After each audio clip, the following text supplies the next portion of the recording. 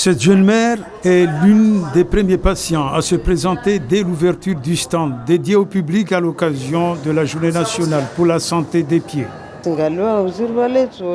Elle m'a bien examinée. J'ai été satisfaite de ses conseils.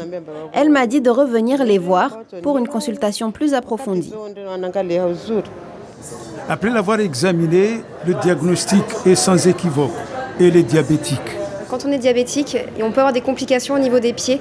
Donc je lui ai expliqué qu'il fallait qu'elle surveille bien entre ses orteils, bien laver ses pieds, avoir une bonne hygiène pour éviter toute plaie ou toute complication.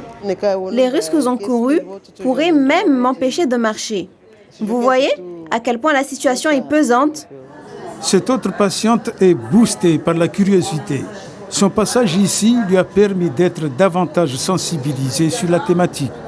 Comme je suis passée, je suis bien accueillie, c'est très très bien passé. J'ai même pris les coordonnées pour aller voir là où ils sont. Amélie Prou et Pauline Toutain sont les seules à exercer à Mayotte en tant que pédicure-podologue sur une île qui avoisine les 500 000 habitants. L'annonce des personnes concernées par le soin des pieds est assez pathétique. La dernière étude épidémiographique a montré qu'il y avait 12% de femmes diabétiques sur Mayotte. C'est vraiment très, très, très, très important.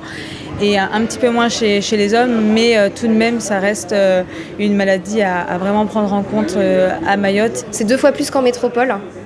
Donc du coup, il est super important, il est très important de surveiller ses pieds pour éviter les complications.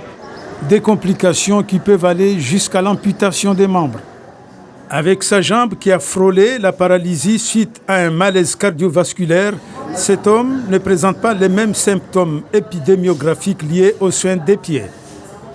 Mais pour ne rien laisser au hasard, nos pédicures-podologues l'ont bien écouté avant de l'orienter vers d'autres spécialistes.